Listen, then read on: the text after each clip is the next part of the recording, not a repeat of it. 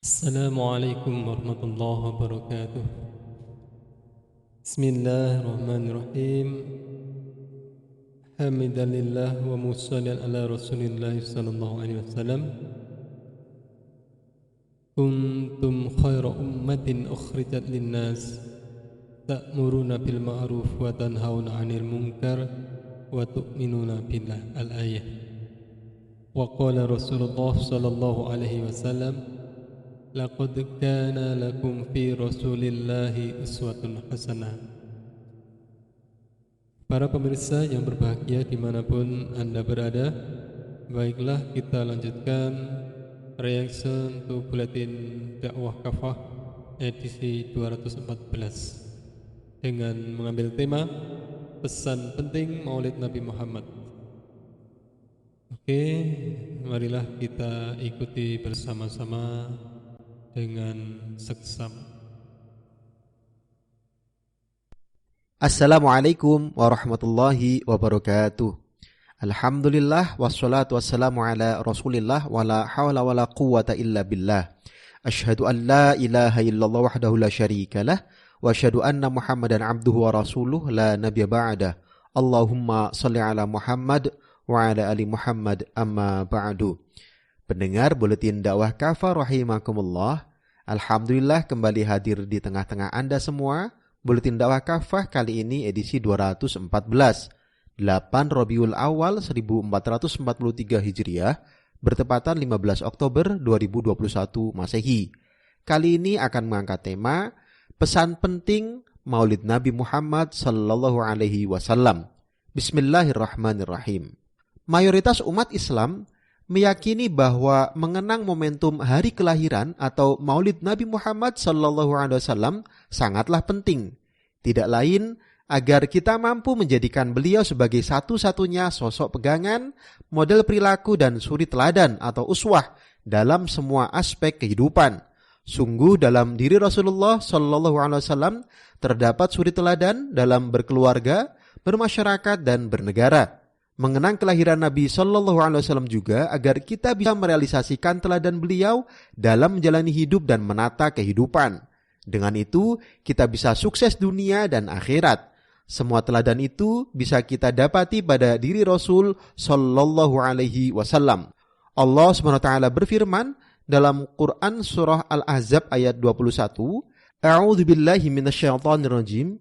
Bismillahirrahmanirrahim. Laqad kana lakum fi rasulillahi uswatun hasanatul liman kana yarjullaha wal yawmal akhira wa dzakarallaha katsira. Sungguh telah ada pada diri Rasulullah itu suri teladan yang baik bagi kalian, yaitu bagi orang yang mengharap rahmat Allah dan kedatangan hari akhir serta banyak menyebut Allah. Nabi SAW adalah orang yang paling keras mujahadahnya dalam beribadah. Padahal beliau adalah sosok yang maksum atau terbebas dari dosa dan dijamin pasti masuk surga. Mujahadah beliau dalam beribadah itu agar beliau menjadi hamba yang bersyukur. Beliau juga adalah pribadi yang paling mulia akhlaknya. Aisyah radhiyallahu anha menyebut akhlak beliau adalah Al-Quran. Aisyah radhiyallahu anha berkata, Rasulullah adalah orang yang paling mulia akhlaknya, tidak pernah berlaku keji, tidak mengucapkan kata-kata kotor, tidak berbuat gaduh di pasar, tidak pernah membalas dengan kejelekan serupa. Akan tetapi, beliau pemaaf dan pengampun. Hadis riwayat Ahmad. Beliau pun paling baik terhadap wanita. Beliau juga teladan terbaik dalam bertetangga, bergaul, berteman, berkawan, dan bermuamalah. Dalam semua itu, kita diperintahkan untuk menjadikan beliau sebagai teladan dan model panutan. Pendengar rahimakumullah, kehadiran Rasulullah SAW dengan Islamnya di tengah-tengah umat manusia adalah untuk mengatur seluruh aspek kehidupan mereka, baik dalam lingkup akidah, ibadah, muamalah hingga siasa atau politik. Jelas, Islam datang untuk mengatur kehidupan manusia, bukan untuk diatur oleh manusia sebagaimana yang dipahami oleh orang-orang sekuler liberal. Teladan Rasul sallallahu alaihi wasallam bukan hanya dalam aspek akidah, spiritual, moral, dan sosial saja. Tidak boleh keteladanan beliau hanya dibatasi pada aspek-aspek itu saja. Sebab jika demikian, hal itu sama saja mengerdilkan sosok beliau. Beliau juga memberikan teladan kepemimpinan dalam bernegara, berpolitik dalam dan luar negeri, menjalankan pemerintahan, menerapkan hukum, dan menyelesaikan persengketaan. Teladan Rasul Shallallahu Alaihi Wasallam dalam semua aspek itu harus kita contoh. Kita harus berusaha merealisasikan keteladanan beliau di dalam menjalani hidup dan mengelola kehidupan. Hal itu sebagaimana yang Allah SWT perintahkan kepada kita dalam Quran surah Al-Hasyr ayat 7. A'udzu billahi minasyaitonir rajim. Bismillahirrahmanirrahim. Wa ma atakumur rasulu fakhudhuhu wa ma nahakum anhu fantahu wattaqullaha innallaha syadidul iqab. Apa saja yang Rasul berikan kepada kalian, terimalah. Apa saja yang Dia larang atas kalian, tinggalkanlah. Bertakwalah kalian kepada Allah, sungguh Allah amat keras hukumannya. Topik pembicaraan ayat ini memang berkenaan dengan harta ghanimah dan fa'i atau harta rampasan perang. Namun demikian, makna ayat ini bersifat umum, meliputi segala yang Rasul Shallallahu Alaihi Wasallam berikan dan segala yang beliau larang, termasuk di dalamnya perkara fa'i. Az-Zamakhsyari dalam kitab Al-Kasyaf jilid 4 halaman 503. Maka dari itu, kita harus totalitas menjadikan Rasulullah Shallallahu Alaihi Wasallam sebagai panutan dan suri teladan dalam segala aspek, baik dalam aspek individu, keluarga maupun negara. Kecuali tentu saja hal-hal yang menjadi kekhususan bagi beliau saja, khas Rasul, sebagaimana diterangkan oleh para ulama usul. Salah satu aspek teladan Rasul Shallallahu Alaihi Wasallam yang saat ini penting untuk diaktualisasikan adalah teladan kepemimpinan Rasul Shallallahu Alaihi Wasallam.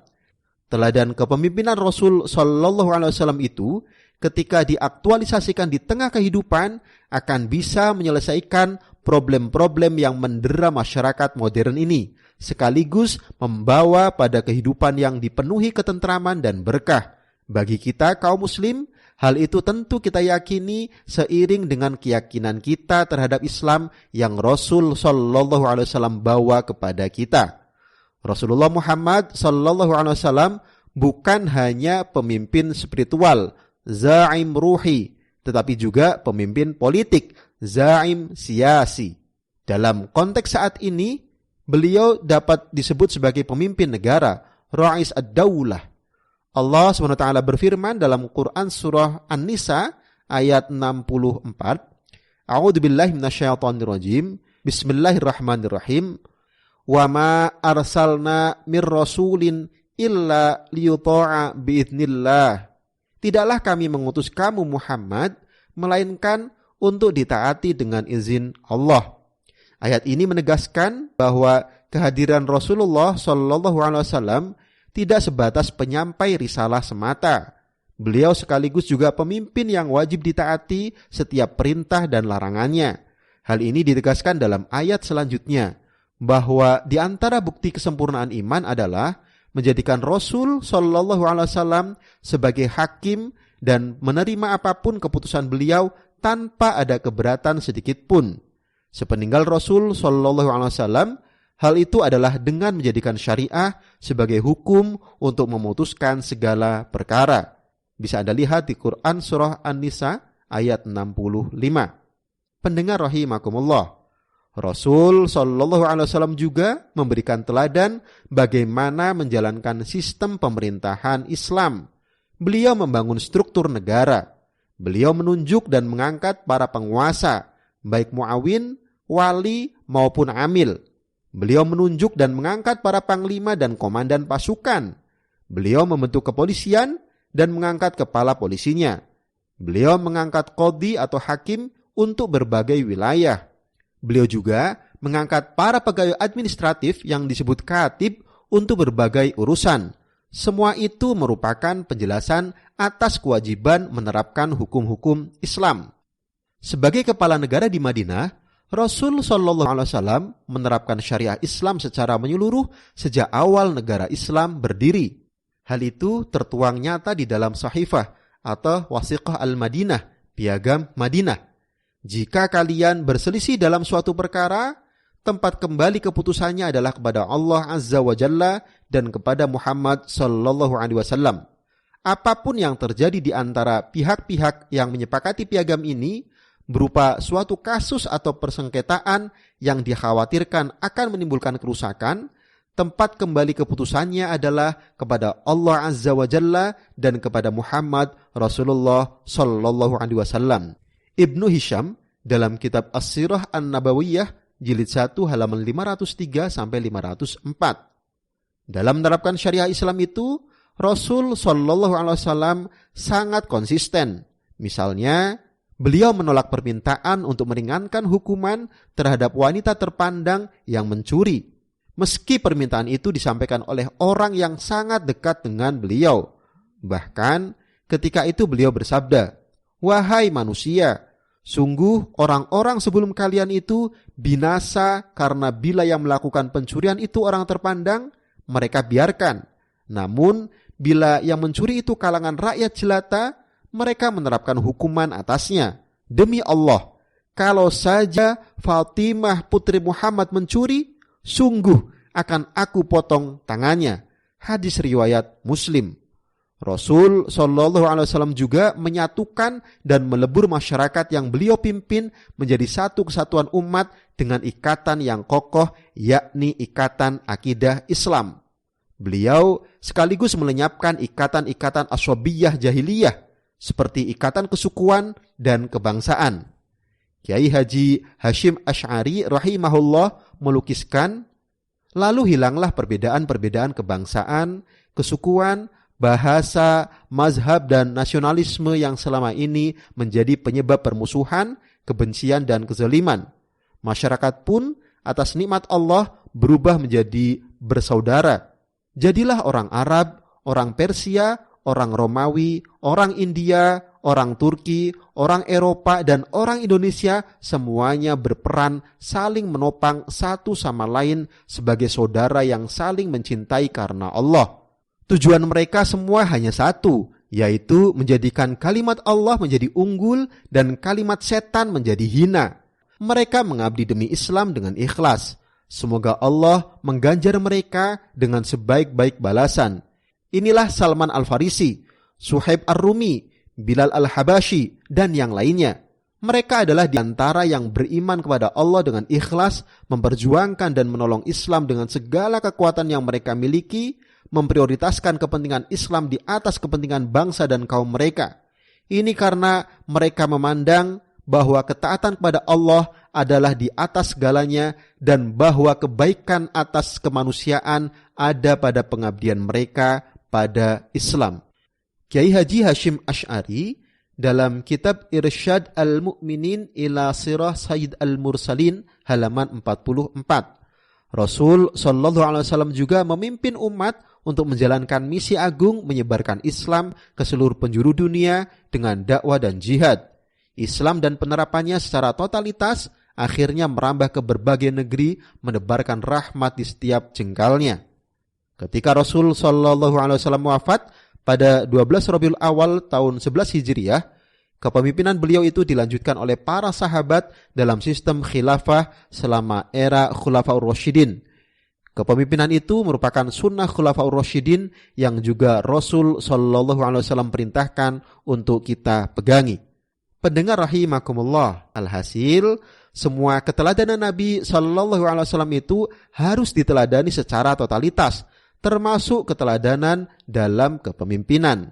Meneladani kepemimpinan Nabi sallallahu alaihi wasallam bukan hanya meneladani beliau sebagai sosok pemimpin, tetapi juga meneladani dan merealisasikan sistem yang beliau gariskan dan contohkan, yaitu sistem Islam, melalui penerapan syariah Islam secara menyeluruh, termasuk syariah Islam tentang khilafah. Wallahu a'lam bishawab. Demikian materi Buletin Dakwah Kafah edisi 214. Pesan penting Maulid Nabi Muhammad sallallahu alaihi wasallam. Terima kasih. Wassalamualaikum warahmatullahi wabarakatuh. Waalaikumsalam warahmatullahi wabarakatuh. Jadi kata kuncinya, jika kita betul-betul meneladani Rasulullah, semestinya meneladani secara totalitas. Hanya yang memang dikhususkan kepada Rasulullah yang tidak bisa kita ambil contoh. Artinya memang kekhususan itu diberikan kepada baginda Nabi Agung Muhammad SAW. Contohnya, beliau boleh menikah lebih dari 4. Contoh lainnya, beliau puasa wisol atau puasa menyambung, ya, sehari sorenya disambung lagi, itu kekhususan. Termasuk juga bagi Rasulullah wajib melakukan sholat malam.